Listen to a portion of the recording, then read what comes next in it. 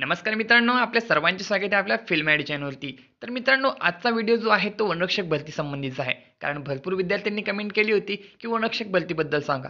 मित्रांनो, आपण आधीसुद्धा व्हिडिओ बनवला आहे, त्यामध्ये संपूर्ण माहितीसुद्धा सांगण्यात आलेली आहे. म्हणजे तुमची एक्झाम आहे त्यामध्ये कोणकोणते विषय विचारले जातात किंवा तुमचे जे ग्राउंडमध्ये इव्हेंट आहे ते कशाप्रकारे घेतले जातात. परंतु मित्रांनो, या व्हिडिओमध्ये आपण सविस्तर माहिती सांगितली आहे, म्हणजेच ए पासून झेड पर्यंत, की तुमची जी आधी कोणती एक्झाम होणार आहे, त्यानंतर पुढची कोणती, अशी संपूर्ण स्टेप बाय स्टेप आपण संपूर्ण माहिती या व्हिडिओमध्ये घेतलेली आहेत. त्यासाठी मित्रांनो, व्हिडिओ पूर्ण बघा आणि आपल्या चॅनलवरती तुम्ही जर नवीन असाल आणि अजूनपर्यंत चॅनलला सबस्क्राईब केले नसेल तर नक्की चॅनलला सबस्क्राईब करून ठेवा. आणि मित्रांनो, गरजू विद्यार्थ्यांपर्यंत आपला हा व्हिडिओ शेअर करा. चला मित्रांनो, आपण आता व्हिडिओला सुरुवात करूया. तर मित्रांनो, तुम्ही जर वनरक्षक भरती ही पहिल्यांदाच देत असाल तर मित्रांनो, तुम्ही तो आधी बनवलेला व्हिडिओसुद्धा बघून घेणे अत्यंत महत्त्वाचं आहे. कारण मित्रांनो, त्यामध्ये ही माहिती सांगण्यात आलेली आहे. मित्रांनो, वरती आयचं बटन आहे, त्यावरती तुम्हाला तो व्हिडिओ भेटून जाईल. त्यानंतर मित्रांनो, आता जी पुढची स्टेप आहे ती पुढची स्टेप आपण बघूया. तर मित्रांनो, तुम्ही ऑनलाईन फॉर्म भरल्यानंतर तुमची जी एक्झाम आहे, म्हणजे त्यानंतर तुमची जे हॉल तिकीट आहे ते हॉल तिकीट तुम्हाला कळवले जाते. परंतु मित्रांनो, तुमचं जे ग्राउंड आहे ते ग्राउंड आधी होत नाही. तर मित्रांनो, जी ऑनलाईन एक्झाम आहे ती तुमची आधी घेतली जाते. आणि मित्रांनो, तुम्ही जर मागची भरती बघितली असेल तर TCS कंपनीने ते भरती घेतली होती. त्यामध्ये मित्रांनो 4 विषय देण्यात आलेले होते, जे की मित्रांनो अगदी सोपे होते. आणि यामध्ये गणित हा विषय वगळलेला आहे. त्यामुळे तुमचा जो टायमिंग आहे तो टायमिंगसुद्धा वाचतो. आणि मित्रांनो, जे एक्झामला वेळ आहे ते मित्रांनो 1.5 तास तुम्हाला देण्यात येतो. परंतु मित्रांनो, मागच्या भरतीला जर तुम्ही बघितले तर तुम्हाला 2 तास तिथे देण्यात आले होते. म्हणजेच भरपूर विद्यार्थ्यांना प्रमाणाच्या बाहेर वेळ हा शिल्लक होता. तर या भरतीमध्ये सुद्धा 1.5 किंवा 2 तास हे असू शकणार आहे. कारण मित्रांनो, अजूनपर्यंत कन्फर्म झाले नाही आहे की ही जी भरती आहे ती TCS घेणार की राज्य सरकार घेणार. तर मित्रांनो, भरपूर विद्यार्थ्यांचे असं म्हणणे आहे की ही भरती राज्य सरकारमार्फत घेतली पाहिजे. पण मित्रांनो, तो आहे पुढचा विषय. परंतु मित्रांनो, आपला जो आताचा विषय आहे म्हणजेच मित्रांनो एक्झाम पॅटर्न. एक्झाम पॅटर्न तुम्हाला माहितीच असेल, कारण आपण आधीच्या व्हिडिओमध्ये सुद्धा हेच सांगितलेलं आहे. मित्रांनो, तुमची जी एक्झाम आहे म्हणजे जी ऑनलाईन एक्झाम आहे ते 120 मार्कासाठी घेण्यात येणार आहे.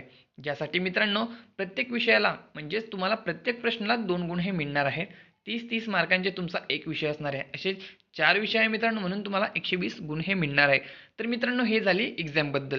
त्यानंतर मित्रांनो, तुम्हाला एक्झाममध्ये म्हणजे तुमची जी 120 गुणांची जी एक्झाम आहे त्यामध्ये कमीत कमी तुम्हाला 45% गुण हे पाडणे आवश्यक आहे.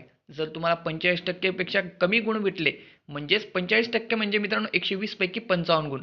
जर तुम्हाला 55 गुण असेल तरच मित्रांनो तुम्ही जे एक्झाम आहे म्हणजे पुढची जी एक्झाम आहे फिजिकल एक्झाम, त्यासाठी तुम्ही पात्र असणार आहात. जर तुम्हाला त्याच्यापेक्षा कमी गुण असेल तर तुम्ही या एक्झामसाठी पात्र नसणार आहात. तर त्यासाठी तुम्हाला एक्झाम ही चांगली द्यावी लागणार आहे. कारण मित्रांनो, तुम्ही जर आधीची एक्झाम बघितली तर ती अतिशय सोपी होती. त्यामुळे मित्रांनो, जे पुढचं मेरिट आहे म्हणजे ग्राउंडचं मेरिट हे जास्त लागलं होतं. परंतु मित्रांनो, तुम्हाला एक्झामची तयारी आतापासूनच करायची आहे. कारण तुम्हाला आता सिलेबस हा समजलेला आहे. त्यावेळी मित्रांनो, जी एक्झाम आहे ती पहिल्यांदाच घेण्यात आली होती. कारण मित्रांनो, आतापर्यंत जी भरती झाली होती ती फक्त 12वीच्या आणि 10वीच्या गुणांवरती आधारित होती.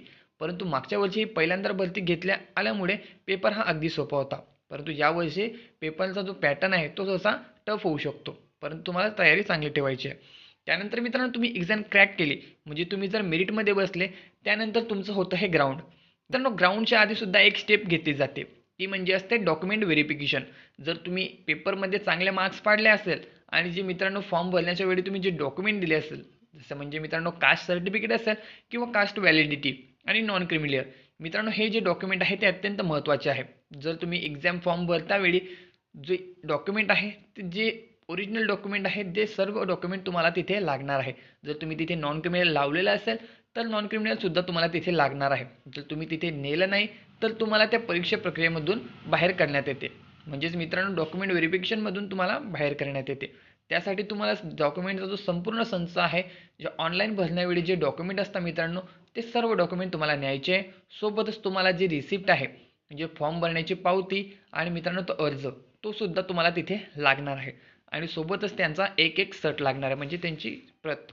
मित्रांनो, जे विद्यार्थी डॉक्युमेंट व्हेरिफिकेशनमध्ये पास होता म्हणजे ज्यांच्याकडे जे संपूर्ण डॉक्युमेंट दिलेले होते त्यांनी, ते सर्व डॉक्युमेंट त्यांचे बरोबर आहे तर त्यांना तिथे एक शिक्का मारला जातो. म्हणजे ते डॉक्युमेंट व्हेरिफिकेशनची प्रोसेस त्यांनी कंप्लीट केलेली आहे हे त्यामध्ये असतं. त्यामध्ये तुम्हाला तिथे नाव लिहावं लागतं आणि तुमची सहीसुद्धा करावी लागते. म्हणजे त्यामध्ये तुम्ही पात्र आहात असं त्यामध्ये स्पष्टपणे लिहिलेलं असतं. त्यानंतर मित्रांनो, पुढची स्टेप असते तुमचीवाली फिजिकल मेजरमेंटची. तर मित्रांनो, यामध्ये तुमची शारीरिक मोजमाप ही होत असते. जो विद्यार्थी यामध्ये पात्र असेल त्यालाच ते पुढे रनिंगसाठी पाठवणार असतात. तर मित्रांनो सर्वप्रथम तुमची जी हाईट आहे ही हाईट वगैरे मोजली जाते. पण त्याआधी मित्रांनो तुमची जी BMI नुसार यांनी यामध्ये सांगितलं आहे. परंतु अजूनपर्यंत BMIची प्रोसेस ही झालेली नाही आहे. त्यासाठी मित्रांनो तुमचं जे वजन आहे ते वजन तिथे कॅल्क्युलेट केलं जातं. त्यासाठी तिथे एक वजन काटासुद्धा ठेवलेला असतो.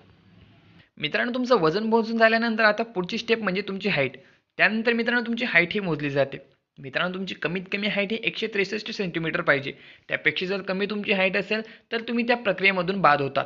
त्यासाठी मित्रांनो तुमची जी हाईट आहे 143 प्लस पाहिजे किंवा कटोकट तुमची 143 असायला हवी. तरच तुम्ही यामध्ये बसू शकतात. त्यानंतर मित्रांनो तुम्ही जर कुठल्या आरक्षण कॅटेगरीमधून येत असाल तर तुम्हाला त्यामध्ये आरक्षणसुद्धा मिळतं. त्यानंतर मित्रांनो तुमची जी चेस्ट आहे म्हणजे तुमची जी छाती आहे ती छाती मोजली जाते. मित्रांनो भरपूर विद्यार्थ्यांना छाती मोजण्यामध्ये प्रॉब्लेम येतो. कारण मित्रांनो भरपूर विद्यार्थ्यांची छाती ही भरत नाही. तर मित्रांनो कमीत कमी तुमची छाती 79 पाहिजे आणि फुगवून तुम्हाला 5 सेंटीमीटर फुगवता आली पाहिजे म्हणजे 84 सेंटीमीटर. मित्रांनो ज्या विद्यार्थ्यांची छाती भरत नाही त्या विद्यार्थ्यांना ते पुशअप्स मारायला सांगतात आणि त्यानंतर त्यांची जी छाती आहे ती मोजली जाते. जर त्यांची छाती भरली तर ठीक किंवा त्यांना ते बाजूला बसवतात आणि यामध्ये त्यांना एक चान्स अजून भेटतो. जर त्या चान्समध्ये ते फेल झाले तर ते त्या भरती प्रक्रियेमधून बाद होतात. त्यानंतर मित्रांनो विद्यार्थ्यांना 5 सेंटीमीटर छाती ही फुगवता आली पाहिजे. जे विद्यार्थी या सर्व इव्हेंट पास करतात त्यांना पात्रता शिक्का भेटतो आणि मित्रांनो त्याच वेळेला त्यांना जे हॉल तिकीट आहे ते हॉल तिकीटसुद्धा मिळतं. म्हणजेच मित्रांनो पुढे रनिंग असते 5 किलोमीटरसाठी त्यांचे जे इव्हेंट आहे रनिंगचं त्या रनिंगच्या इव्हेंटचं हॉल तिकीटसुद्धा त्याच दिवशी दिले जातं. बहुतांश विद्यार्थी असे असतात मित्रांनो की त्यांना ते हॉल तिकीट त्या वेळेला भेटत नाही. मित्रांनो ज्या विद्यार्थ्यांना हॉल तिकीट तिथे प्राप्त होत नाही त्या विद्यार्थ्यांना ईमेलद्वारे ते हॉल तिकीट दिले जाते. परंतु मित्रांनो तुम्ही जर मागच्या वेळीची जर भरती बघितली जे विद्यार्थी फिजिकल मेजरमेंटमध्ये पास झाले होते त्या विद्यार्थ्यांना त्याच वेळी हॉल तिकीट हे देण्यात आले होते. त्यामध्ये मित्रांनो तुमचे जे ग्राउंड आहे ते ग्राउंड कोणत्या ठिकाणी होणार आहे त्याचा संपूर्ण पत्ता होता, तारीख होती, वेळ होती आणि मित्रांनो साईडला तुम्हाला एक फोटो तुमचा लावायचा सांगितला होता. तर मित्रांनो अशी होती डॉक्युमेंट व्हेरिफिकेशनपासून तुमची ही संपूर्ण प्रोसेस. त्यानंतर मित्रांनो आता असतं तुमचं 5 किलोमीटर. तर मित्रांनो तुमचे जे हॉल तिकीटवरती जे तुमचे दिनांक दिलेले असते म्हणजे 5 किलोमीटरच्या इव्हेंटसाठी तुम्हाला एक डेट फिक्स दिलेली असते. त्या तारखेला तुम्हाला तिथे हजर राहणे आवश्यक असते. त्यानंतर मित्रांनो बहुतांश विद्यार्थ्यांचे असे सुद्धा होते की जास्त विद्यार्थी असल्या कारणाने त्यांची जी भरती आहे ती पुढे ढकलली जाते. तर त्यांच्यासाठी एक नवीन हॉल तिकीट जनरेट केलं जातं जे की त्यांना ईमेलद्वारे कळवले जाते. मित्रांनो मागच्या भरतीमध्ये तुम्ही बघितलं असेल की विद्यार्थ्यांची जी भरती प्रक्रिया रद्द झाली होती तर त्यांचे नवीन हॉल तिकीट जे आहेत ते यांना ईमेलद्वारे पाठवण्यात आलेले होते. तर मित्रांनो वेबसाईटवरती हॉल तिकीट अवेलेबल नव्हते. त्यानंतर मित्रांनो तुम्ही भरतीच्या ग्राउंडवरती गेले असता तुम्हाला तिथे एक फिक्स टायमिंग दिलेला असतो. परंतु मित्रांनो त्या टायमिंगवरती न पोहोचता तुम्हाला 2 ते 3 तास अगोदर त्यावरती जावं लागतं. त्यानंतरच मित्रांनो तुमची जी भरती प्रक्रिया आहे ती लवकरात लवकर संपत असते. यासाठी मित्रांनो तुम्ही भरती प्रक्रियेमध्ये तिथे गेले असता त्यामध्ये मित्रांनो तुमचे जे गट आहे ते गट पाडले जातात. म्हणजे तुमचे बॅच आहे पाडल्या जातात. त्या बॅचेसनुसार तुमचे जे मित्रांनो इव्हेंट आहे ते इव्हेंट होत असतात. त्यावेळेला मित्रांनो तुम्हाला ते मध्ये बोलवतात आणि मित्रांनो तिथे एक टेबल आखलेला असतो. त्या टेबलनुसार मित्रांनो तुम्हाला तिथे बसावं लागतं. बसल्यानंतर मित्रांनो तुम्हाला जे हॉल तिकीट आहे आणि तुमचा जो आय डी प्रूफ आहे तो आय डी प्रूफ मागितला जातो. ते संपूर्ण प्रोसेस झाल्यानंतर मित्रांनो तुम्हाला रनिंगसाठी तिथे पाठवलं जातं. यामध्ये मित्रांनो तुम्हाला एक बारकोड दिला जातो जो की तुम्हाला तुमच्या चेस्टवरती लावावा लागतो. मित्रांनो जो नंबर आहे त्या नंबरच्या वरती तुम्हाला एक बारकोड असतो पुढच्या साईडला आणि मागच्या साईडला. ज्यामध्ये मित्रांनो जो रनिंगमध्ये धावण्याच्या वेळेला तो बारकोड हा स्कॅन होतो. म्हणजे तिथून तुमचा जो टाईम आहे तो स्टार्ट केला जातो आणि शेवटल्या स्टेपला सुद्धा मित्रांनो एक कॅमेरा तिथे दिलेला असतो. म्हणजे त्याच बारकोडचा स्कॅन केल्यानंतरच मित्रांनो तुमचा जो टायमिंग आहे तो टायमिंग तिथे कट केला जातो. असं मित्रांनो तुमचं टोटल अंतर मोजलं जातं आणि तुम्ही धावण्याची वेळ, स्टार्ट करण्याचा टाईम आणि एंड म्हणजे थांबण्याची वेळ अशी दोन्ही टाईम तुमचा हा मित्रांनो कॅल्क्युलेट त्यामध्ये केला जातो. तर मित्रांनो रनिंगसाठी म्हणजे 5 किलोमीटरच्या इव्हेंटसाठी मित्रांनो एका वेळेला 200 ते 300 विद्यार्थी इतके हे पाठवत असतात. कारण मित्रांनो 5 किलोमीटर असल्याने विद्यार्थ्यांना कुठल्याही प्रकारची गर्दी त्यामध्ये होत नाही. थोड्या थोड्या विद्यार्थ्यांना त्यामध्ये पाठवण्यात येते. तर मित्रांनो बारकोड स्कॅनिंग असल्यामुळे कुठल्याही विद्यार्थ्यांचा जो टाईम आहे तो चुकीचा येत नाही. म्हणजे तुम्ही जरी लेट धावले तरी मित्रांनो तुम्ही लेट धावल्यानंतर तुमचा जो टाईम आहे तो तिथून कॅल्क्युलेट होतो आणि तुम्ही नंतर शेवटी पोहोचल्यानंतर तिथे तो एंड होतो. तर मित्रांनो मुलांचं होतं 5 किलोमीटर. तर मित्रांनो जे मुली असतात मुलींचं सुद्धा 3 किलोमीटरचं इव्हेंट असतं. त्यांना सुद्धा अशाच प्रकारची प्रोसेस असते. जी मित्रांनो विद्यार्थ्यांसाठी आहे म्हणजे मुलांसाठी आहे तीच विद्यार्थिनींसाठी म्हणजेच मुलींसाठी असणार आहे. यामध्ये कुठलीही तफावत नाही. त्यानंतर मित्रांनो काही दिवसानंतर जी तुमची लिस्ट आहे म्हणजे तुमची जी गुणपत्रक यादी आहे मित्रांनो ती ऑफिशियल वेबसाईट आहे फॉरेस्ट डिपार्टमेंटची, म्हणजे महाराष्ट्र फॉरेस्ट डिपार्टमेंटची ऑफिशियल वेबसाईट आहे मित्रांनो.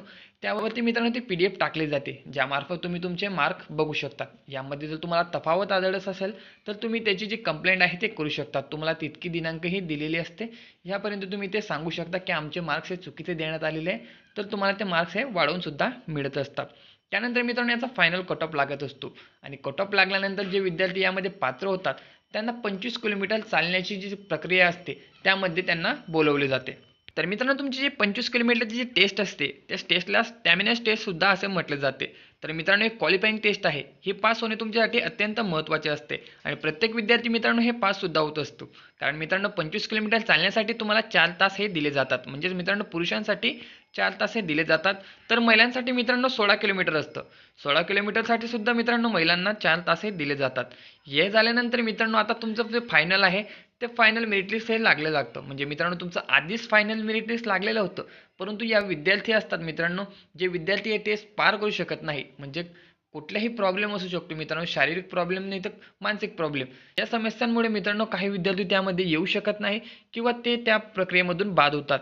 तर मित्रांनो उर्वरित जे विद्यार्थी असतात, म्हणजे जे विद्यार्थी वेटिंग लिस्टवरती आहे, त्या विद्यार्थ्यांपैकी काही विद्यार्थ्यांना यामध्ये बोलवलं जातं, आणि त्यांची सुद्धा यामध्ये टेस्ट ही घेतली जाते. तर मित्रांनो काही काही ठिकाणी असं होतं की ज्यामध्ये सिलेक्ट लिस्ट आहे आणि वेटिंग लिस्ट या दोघींचं जे 25 किलोमीटरची वॉकिंग टेस्ट आहे ती एकाच वेळेला घेण्यात आली होती. परंतु काही ठिकाणी फक्त जी वॉकिंग टेस्ट आहे, म्हणजे जे सिलेक्ट विद्यार्थी आहेत त्यांचीच जी वॉकिंग टेस्ट आहे ती घेतलेली होती.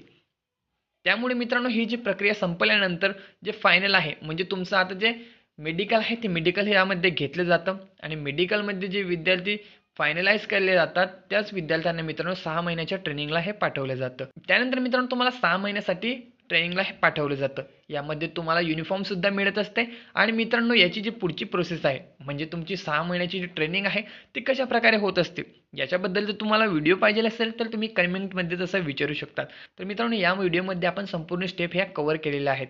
जशी तुमची मित्रांनो ऑनलाईन एक्झाम असो किंवा तुमचं शेवटचं मेडिकलपर्यंतची संपूर्ण प्रोसेस आपण सांगितली आहे. मित्रांनो याबद्दल तुम्हाला कुठल्याही प्रकारची शंका असेल तर तुम्ही कमेंटमध्ये विचारू शकता, आणि मित्रांनो तुम्हाला याबद्दल अजून माहिती पाहिजे असेल तुम्ही तसं सांगू शकता. त्याबद्दल आपण आणखीन नवीन व्हिडिओसुद्धा बनवूया.